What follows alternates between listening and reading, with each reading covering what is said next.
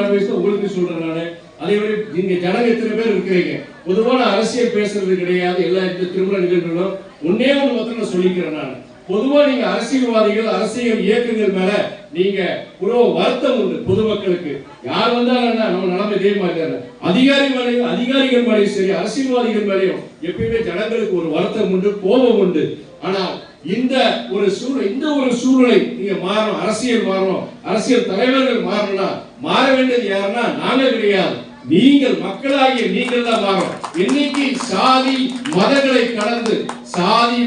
கடந்து பண அரசியலை கடந்து மக்கள் நீங்க என்னைக்கு சிந்திச்சு நீங்க செயல்படுறீங்களோ அப்பதான் அரசியல்வாதிகளும் மாறுவாங்க, அரசியல் இயக்கங்களும் மாறுவான்னு சொல்றாங்க. சமீபத்தில் ஐயா நல்லகண்ணு உங்களுக்கு தெரியும், அவரை மாதிரி ஒரு சிறந்த மனிதரை நம்ம பார்த்திருக்க முடியாது, உலகத்துல பார்த்திருக்க முடியாது.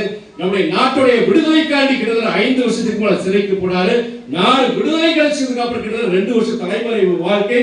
அதுக்கு அப்புறமும் விவசாய தொழிலாளர்கள் நம்முடைய எல்லா பல பிரச்சனைகள், நம்முடைய அத்தியாவசிய பிரச்சனை, பல பிரச்சனைகளுக்கு அவர் போராடி சிறைக்கு போயிருக்கிறாரு. அப்படிப்பட்ட ஒரு மனிதர் அவருடைய அரசியல் பொது வாழ்க்கையில ஒரு முறை கூட வெற்றி பெற்றதில்லை, தேர்தல்களில் வெற்றி பெற்றதில்லை. 2 முறை சட்டமன்ற தேர்தல் போட்டியிட்டாரு, தோல்வி அடைஞ்சாரு.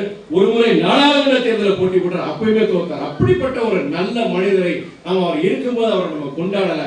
இனிய நான் என்ன சொல்றேன்னா, அவர் உதாரணமாக சொல்றேன், நீங்க வர்ற காலங்களில் இந்த தமிழ் மண் சிறக்க வேண்டும், இந்த அரசியல் மாற வேண்டும், எல்லாமே மாற வேண்டியது முதல்ல நீங்க தான். நீங்க மாறினீங்கன்னா எல்லாமே அரசியல் தலைவர்கள் மாறுவாங்க, அரசியல் இயக்கங்கள் மாறும், ஒரு நல்ல ஒரு எதிர்காலத்தை நம்ம உருவாக்க முடியும். அதே நான் சொல்றேன், சாதி மதம் பண அரசியலை தாண்டி அரசியல் இயக்கங்களை கடந்து சொல்றேன். எங்க இயக்கத்துல நல்லவங்க இல்லையா, எங்க ஓட்டு போடாதீங்க. நீங்க பஞ்சாயத்து தலைவர் இருந்து ஆரம்பிச்சு, நீங்க எம்எல்ஏ இருந்து ஆரம்பிச்சு, நீங்க நாடாளுமன்ற உறுப்பினர் யாராவது சரி, சாதி மதங்களை கடந்து பண அரசியலை கடந்து அரசியல் இயக்கங்களையும் கடந்து நல்லவர்களை நீங்கள் தேர்ந்தெடுக்கும் பொழுது ஒரு நல்ல ஒரு சமுதாயத்தை உருவாக்க முடியும் சொல்லிட்டு மணமக்களை பொறுத்தவரைக்கும் இது எங்க வீட்டு மறுமலர்ச்சி திராவிட முன்னேற்ற கழகம் என்ற மிகப்பெரிய ஒரு குடும்பத்து வீட்டு இல்ல திருமணம்.